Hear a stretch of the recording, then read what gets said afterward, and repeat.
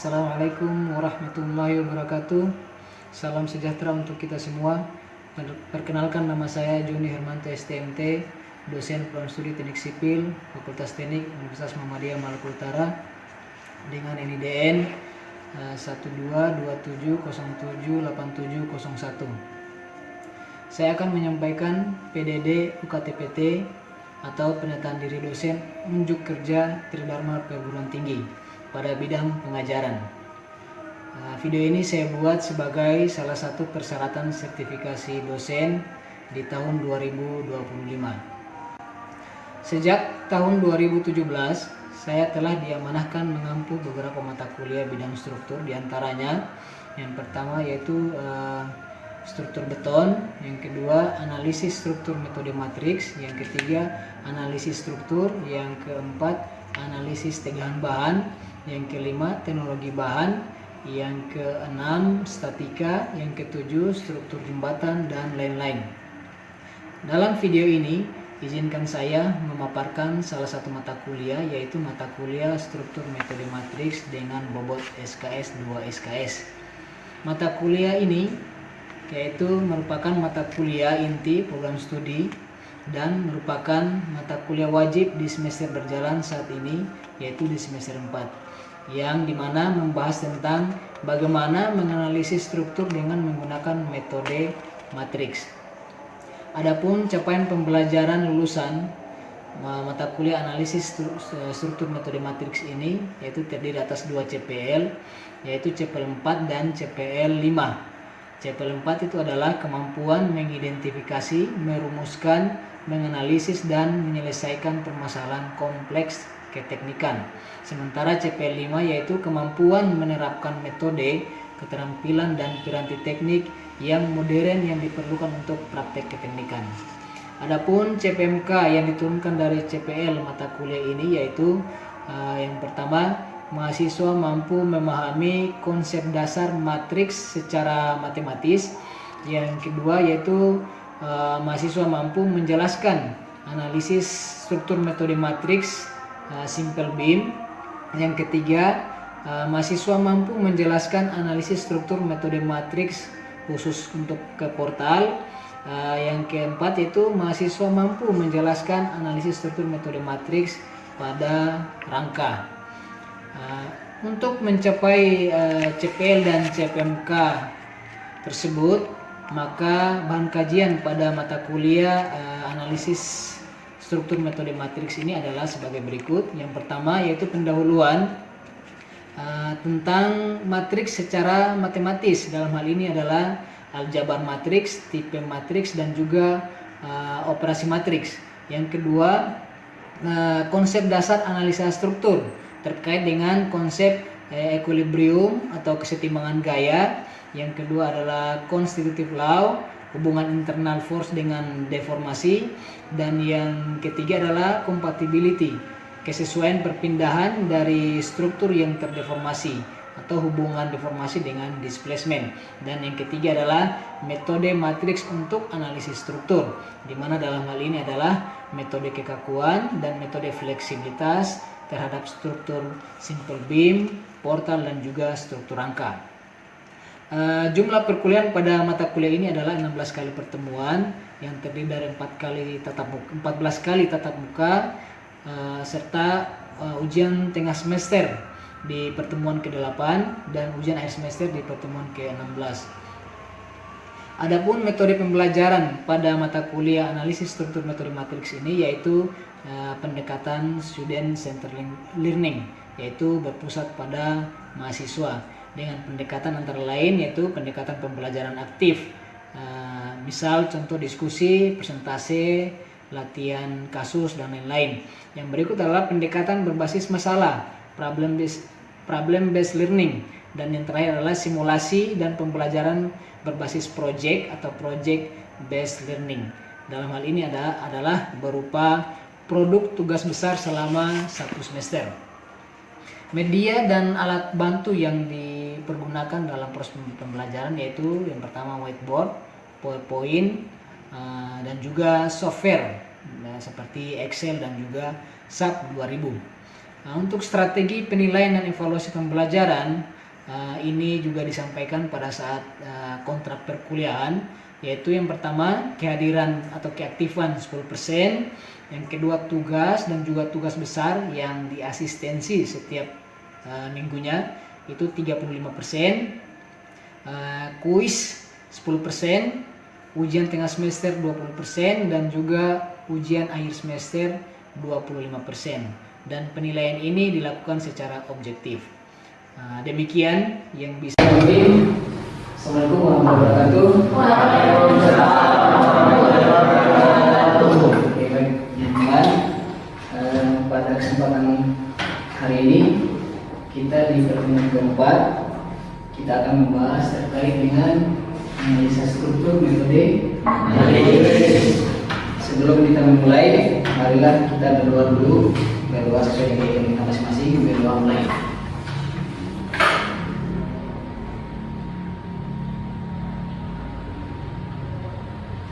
Berdoa selesai. Oke, baik teman-teman.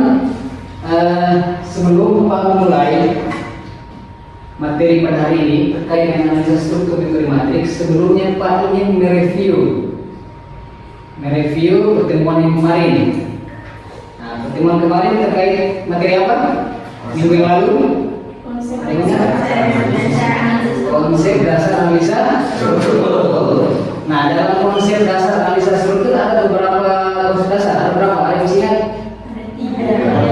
Ya, yang pertama equilibrium, yang kedua constitutive law, dan yang ketiga compatibility. Oke, jadi ada 3 ya, yaitu equilibrium, terus constitutive law, dan compatibility. Oke, yang penting ada yang sudah ingat. Paham saja untuk materi kita pada siang hari ini, yaitu analisa struktur dengan menggunakan metode matriks. Nah, apa itu analisa struktur metode matriks? Nah, di sini dijelaskan bahwa analisa struktur metode matriks adalah atau merupakan suatu metode untuk menganalisa struktur dengan menggunakan bantuan matriks. Jadi mata kuliah ini adalah mata kuliah yang sudah pernah Pak juga sampaikan, bahwa mata kuliah ini adalah mata kuliah yang sebelumnya itu harusnya adik-adik teman-teman sudah menyelesaikan mata kuliah analisa struktur. Nah, di analisa struktur itu ada beberapa metode klasik yang dipelajari. Nah, di sini kita mempelajari cara menghitung struktur, baik itu strukturnya statis tertentu maupun statis tertentu, itu kita menggunakan matriks. Nah, kali ini Pak akan menyampaikan bahwa materi yang kita nanti pelajari itu ada 2. Jadi nanti mahasiswa mampu menyelesaikan, memahami dan menyelesaikan analisa struktur dengan menggunakan metode matriks kekakuan dan metode matriks fleksibilitas. Nah, ini dia. Apa itu metode matriks kekakuan? Nah, metode matriks kekakuan itu biasanya disebut juga dengan stiffness method atau metode kekakuan. Nah, di mana metode ini adalah aksi yang diperlukan untuk menghasilkan sebuah unit displacement. Jadi yang diketahui adalah bebannya dulu. Bebannya dari aksi itu yang nantinya menghasilkan berapa displacement yang terjadi dari sebuah struktur yang dianalisa. Nah, perbedaannya dengan fleksibilitas atau metode yang biasanya disebut displacement metode itu adalah kebalikannya. Kalau tadi unit terhadap displacement, kalau digambarkan dalam sebuah satuan, maka dia misalnya daya berpanjang atau ton per meter, kilonewton per milimeter, dan seterusnya. Kalau di fleksibilitas, yaitu satuannya menjadi meter per ton. Artinya apa? Artinya sebuah displacement ini dia nanti menghasilkan sebuah unit gaya. Jadi nanti ada contohnya nanti Pak sampaikan setelah ini. Berikut, nah, yang pertama adalah metode kekakuan. Nah, metode kekakuan ini adalah hubungan dari sebuah matriks, yaitu matriks yang sudah Pak sampaikan tadi adalah matriks akibat beban dan Rendutan. Matriks Q dan matriks D. Nah, Q ini menyatakan gaya-gaya yang terjadi, sementara D tadi rendutan. K ini adalah matriks kekakuan. Nah, di sini dijelaskan bahwa Q adalah menyatakan gaya-gaya yang timbul pada titik diskrit. Nah, titik diskrit berarti di modal-modal, di poin-poin, di setiap titik-titik join-join. Nah, yang ya akibat diberikannya rendutan. Nah, jadi nanti sebentar ada gaya yang diberikan sebesar satu satuan, disebut yang rendutan sebesar satu satuan, dan akibat rendutan itu maka muncullah gaya-gaya yang nantinya bekerja di setiap titik itu. Yang berikut, Q adalah gaya yang koresponden dengan rendutan. Nah, ini artinya bahwa setiap rendutan yang bekerja, misalnya adanya translasi ke arah kanan, maka Q-nya juga harus dijabarkan ke arah kanan, harus koresponden. Sementara K itu menyatakan kekakuan dari struktur. Oke, lanjut. Nah, untuk metode kekakuan itu sendiri juga biasa disebut dengan metode displacement yang Mas sampaikan tadi, atau displacement metode. Itu kenapa? Karena analisa dimulai dengan ya diberikan tadi gaya satu satuan, gaya sebesar satu satuan yang disebutkan dengan D displacement sebesar satu satuan, sehingga di sini disebut bahwa analisanya dimulai dari.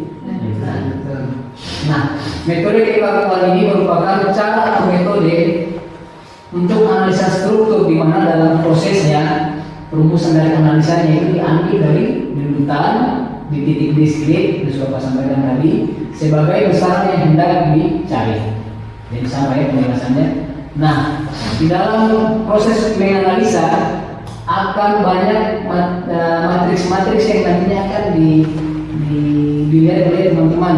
Oh, ini matriks apa? Ini matriks apa? Oh, banyak sekali. Nah, di sini kita akan mengenal dulu matriks-matriks apa yang nanti membentuk sebuah penyelesaian dalam analisa struktur metode kekakuan ini. Yang pertama adalah matriks A.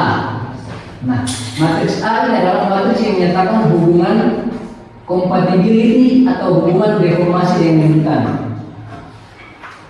Nah, di mana dalam persamaannya disebutkan bahwa rendutan ini D kecil ini rendutan di titik diskrit itu sama dengan matriks A atau matriks transformasi, bisa disebut matriks transformasi. Akibat dari diberi gaya, maka strukturnya berubah. Dari berubah itu muncullah sebuah nilai-nilai yang nantinya terangkum dalam matriks A. Sementara D besar ini, matriks D itu menyatakan rendutan di titik diskrit. Ini matriks deformasi A nomor 1 yang pertama. Yang kedua itu metode kekakuan internal elemen atau matriks S. Nah, matriks S dari elemen itu adalah matriks yang menyatakan dalam hubungan antara gaya dan deformasi. Berarti H dengan D. Gaya itu kalau di sini disebutkan dengan matriks A atau besar. Sementara deformasi itu matriks D yang disebutkan. Nah, ini hubungannya antara gaya dan deformasi, yaitu matriks H sama dengan matriks S dikali matriks D. Nah, di mana matriks H adalah menyatakan gaya-gaya lawan elemen, matriks S adalah matriks kekakuan internal elemen, matriks D kecil adalah menyatakan deformasi elemen. Artinya deformasi di titik-titik diskrit tadi, di poin-poin. Nah, yang ketiga adalah matriks statis atau matriks B. Ini merupakan suatu matriks yang menyatakan keseimbangan antara gaya luar dan gaya dalam. Namanya juga matriks statis. Kalau cerita statis berarti diam ya, tidak ada pergerakan. Itu sama dengan kalau di struktur statis tertentu. Jadi dia keseimbangannya sama dengan bahwa aksi sama dengan reaksi. Oke, di sini bentuk persamaannya yaitu matriks Q sama dengan matriks B dikali H. Di mana Q sama dengan menyatakan gaya luar yang bekerja di titik diskrit, matriks B adalah matriks statis, dan H adalah matriks gaya-gaya dalam. Oke. Nah, dari ketiga model matriks tadi, jika digabungkan maka menghasilkan yang namanya matriks kekakuan dengan persamaan seperti ini. Q sama dengan K kali D. Nah, kita kembali ke awal slide tadi bahwa matriks kekakuan adalah Q sama dengan K dikali D. Oke, nah langsung balik sini. Nah, oke. Sekarang kita lanjut ke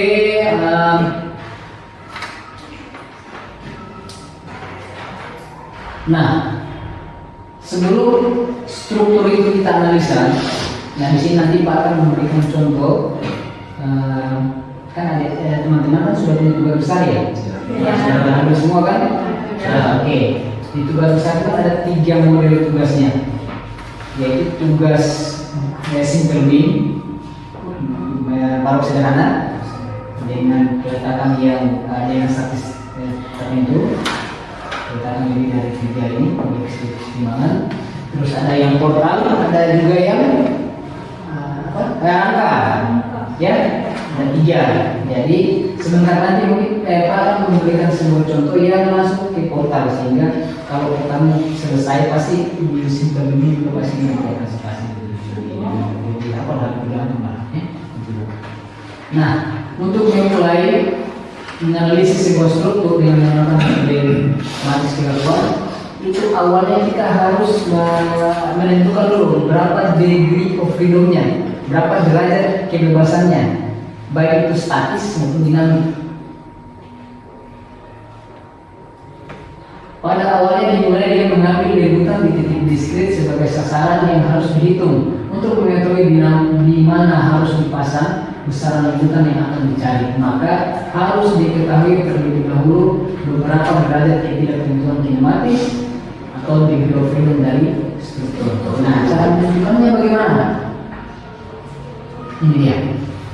Sebelum nanti ada contoh kasusnya, case-nya, Pak sampaikan apa itu derajat ketidaktentuan kinematis dan derajat ketidaktentuan statis. Yang kedua, jadi yang pertama, derajat ketidaktentuan statis.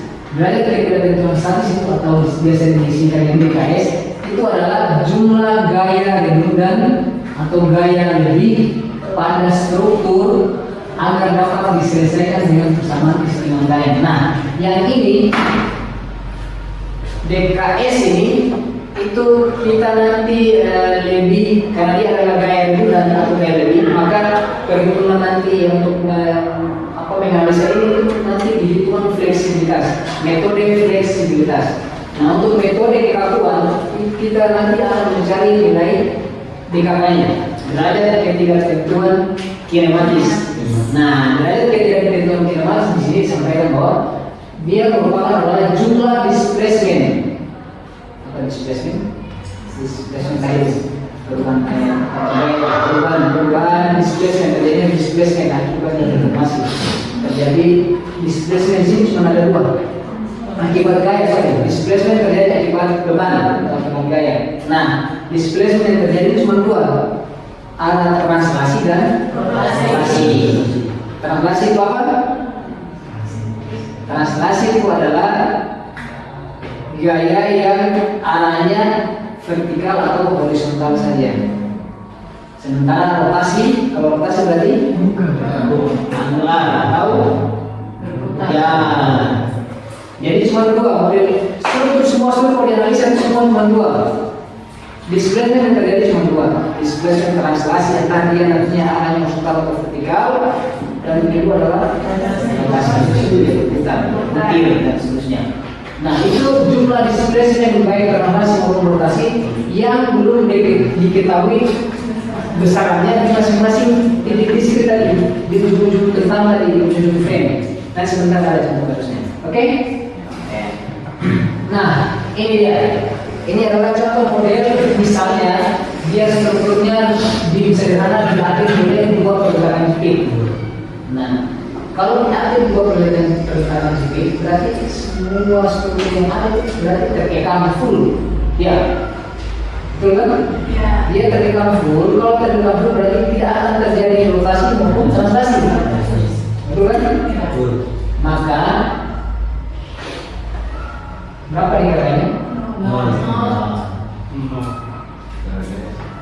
Tidak ada gaya yang ban, tapi tidak, karena akibat dari dua peletakan jepit ini maka tidak ada rotasi dan juga tidak ada translasi, tidak ada pergerakan pergeseran akibat gaya ke depan tadi. Paham? Oke. Skala yang kedua. Sorry, yang ini untuk karena dia tidak terjadi dekakan sama Rembo, otomatis pasti ada rinduan gaya. Nah, disebutkan bahwa DKS itu ada 3. Dari mana 3? Nah, ini kan. Ingat definisi dari DKS apa tadi? Nah, kelebihan gaya atau redundan dari sebuah struktur. Nah, kalau di contoh kasus ini, peletakannya kalau peletakan jepit, berarti dia tidak akan mengalami rotasi dan translasi, baik pada vertikal maupun horizontal. Berarti ada misalnya di sini posisi di HA. HA-nya berarti sama dengan 0, VA-nya sama dengan 0, momennya juga sama dengan 0, betul kan? Nah, sekarang syarat kesetimbangan gaya kan harus 3 syarat ini sama dengan 0, sigma momen sama dengan 0, sigma vertikal sama dengan 0, sigma horizontal sama dengan 0, betul kan? Jadi sampai dari analisa itu sampai sekarang masih ikut konsepnya sama. Nah, 3 kesetimbangan gaya sama dengan 0. Nah, sekarang gaya yang dari peletakan ini A dan B harusnya kan cuma kalau dianalisa menjadi sebuah analisa struktur yang statis statis tertentu itu kan cuma 3 gaya, sigma momen sama dengan 0, vertikal dan horizontal. Nah, sekarang ini kan ada apa ya? Di sini 3, di sini 3. Otomatis dia lebihnya jadi 3 lebihnya. Paham? 3 peletakan, 2 peletakan ini bisa menahan gaya tadi. Artinya tidak akan terjadi rotasi baik di arah X, arah di peletakan di A dan di B. Itu satu. Yang kedua, tidak akan terjadi translasi baik di A maupun di B. Berarti ada 6 pergerakan yang memang tidak bisa bergerak. Tapi karena proses karena apa? Kesamaan kesetimbangan gaya cuma 3, ada sigma sama dengan 0, vertikal 0, tengah 0, sementara sini ada 6, maka yang menjadi gaya lebih adalah 6 dan 6 dikurang dengan 3 sehingga nilainya sama dengan 3. Paham ya? Paham. Oke, kita lanjut. Yang kedua, berarti coba yang kedua saya bisa. Berapa DKK-nya? Derajat dari ketentuan kinematis. Berapa displacement yang terjadi baik translasi maupun rotasi di soal ini? Ini contoh case yang kedua. Berapa dikata?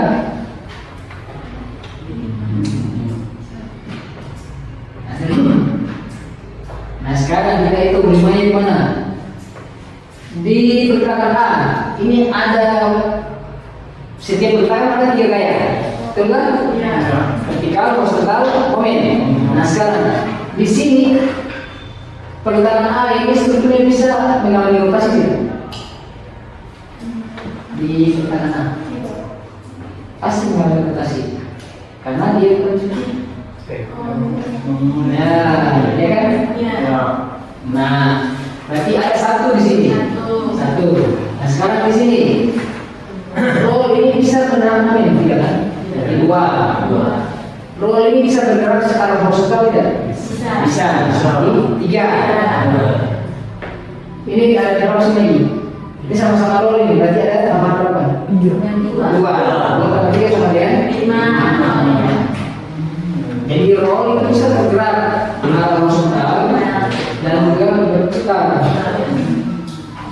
Oke? Paham kan? Berapa DKS? DKS-nya 1. 1.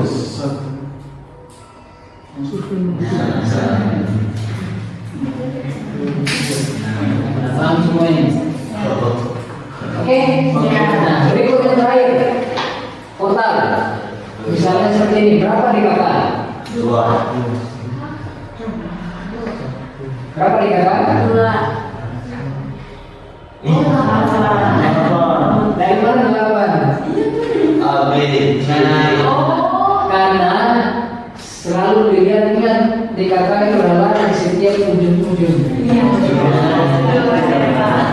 Di setiap kunjungan, jangan lihat cuma peletakannya saja, Iya. tapi lihat di setiap join. Jadi joinnya ada A, B, C, D. Nah, di join yang tidak ada peletakan ini pasti semua akan mengalami displacement, baik itu dia horizontal, vertikal maupun momen. Nah, kalau dikasih gaya dorong pasti mengalami dorongan, mengalami perubahan. Nah, jadi di sini berarti sini tiga, dua. Jadinya Delapan. Oke, lanjut. Satu. Paham ya? Ya. Satu karena tadi ya di sini dua, sini dua, bersama istimewa cuma tiga, empat kurang lebih sembilan. Satu. Oke. Kita di layar juga. Bukannya dua lantai. Nah, percayaan tidak ini saya dua lantai, tapi prosesnya tetap sama. Nanti dihitung ada berapa frame, 1, 2, 3 frame. Ada 2, 3, 8, 6. 6 berarti berarti kita join. Kali 2. Jadi B-nya yang ini kita tugasnya, tapi tugasnya ini nanti dibuat yang poin alu, yaitu fitness method.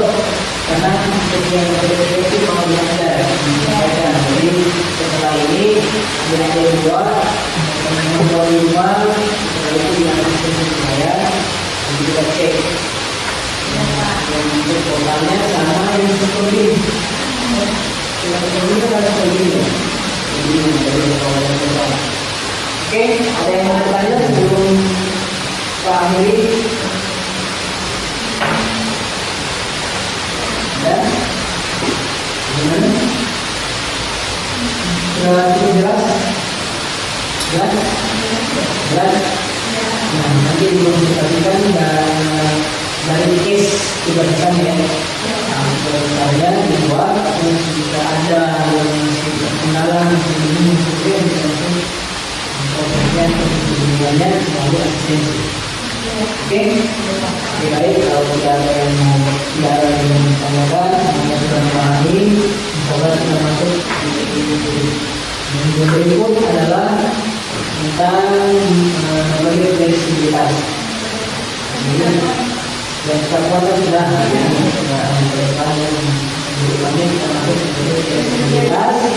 contoh kasus total. Ini belum masuk ke apa ya? Yang aja belum angka dulu. Angka belum. Jadi angka itu sama. Metode evaluasi dan juga metode fleksibilitas. Oke? Oke, baik teman-teman, saya akhiri pertemuan kita pada hari ini. Wassalamualaikum warahmatullahi wabarakatuh.